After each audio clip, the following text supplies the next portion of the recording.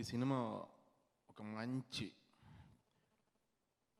సాలిడ్గా ఉన్న ఒక బెంచ్ కార్ లాంటిది.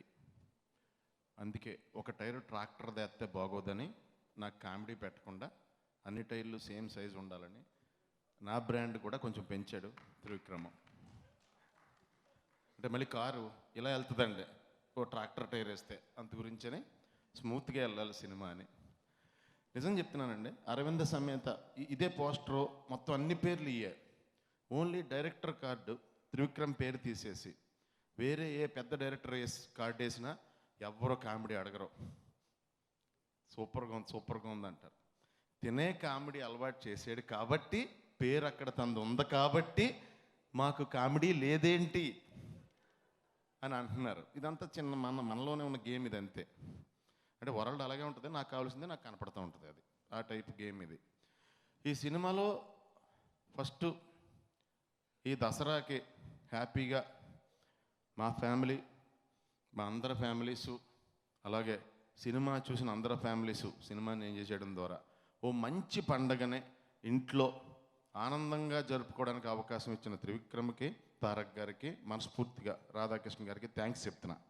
ఎందుకంటే ఇది ఇంత పెద్ద హిట్ అయ్యి చేసినందుకు మేమందరం హ్యాపీ ఫీల్ అయ్యి, అలాగే ఒక పండగ రోజున ఒక పెద్ద హిట్ సినిమా చూసినందుకు పండగ సీజన్లో వాళ్ళు హ్యాపీ ఫీల్ అయ్యి, దాంతోపాటు ఇందాక ఆవిడ చెప్పినట్టు సింక్ ఏంటంటే అమ్మవారి పండగ వెనకాల శక్తి అరవింద మిస్ అవ్వాల, పార్వతీ సమేత శివలాగా మిస్ అవ్వాల.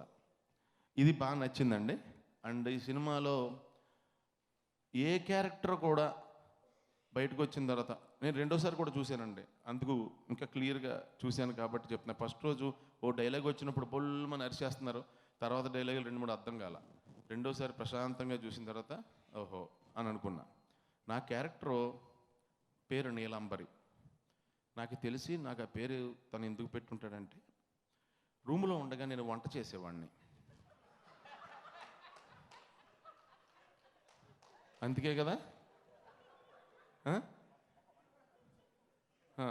తొడవటం, వంట చేయటం, బట్టలు ఉతకటం, ఇస్త్రీ చేయటం, బాబు రెడీ అయ్యేటప్పటికి జాగ్రత్తగా సూట్ కేసు పక్కన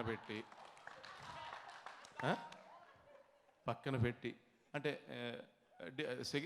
సెంటు ఒకటే ఉండేది, ఇద్దరం అడ్జస్ట్ అవ్వాలి కాబట్టి తనకే నేను కొట్టేసి జాగ్రత్తగా దాసి ఉండే.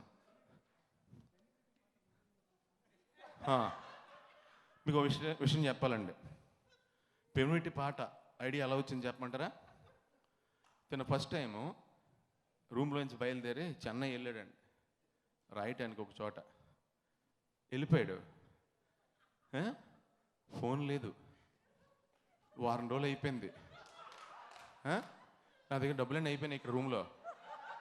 అయిపోయి వీడు వస్తాడా, ఇంటికి వస్తాడా, అసలు చెన్నై తమిళ రాదు, ఎక్కడున్నాడో, ఏళ్ళకి తిన్నాడా, ఏళ్ళకి పడుకున్నాడా, ఆరోగ్యం ఎలా ఉందో, కనీసం రొంపొచ్చినా చూసుకునే వాళ్ళు లేరు, ఏ జ్వరం అన్నా వచ్చిందా, ఫోన్ చేయట్లేదేంటి, ఎదురు చూశానండి వచ్చేటప్పటికి. అందుకే దేవుడు నా ఆత్మనే తన పెన్నులో ఇంకులా చేసి ఈ సిచ్యువేషన్ రాయడానికి అవకాశం కల్పించాడండి. అది సో వెనకాల అర్థమైంది కదా మీకు, ఒక మహా వ్యక్తిగా తనను ప్రూవ్ చేయడానికి నేను ఏమీ తెలియని అమాయకుల్లాగా ఎంత వదులుకోవాల్సి వచ్చిందో. అలాగే తారక్ గారిని మమ్మల్ని అందరినీ చాలా బాగా చూసుకుని మొత్తం నరకం అంతా తారక్ గారికి చూపించారండి ఆయన. ఇప్పుడు నిజం ఆడుకుందామండి.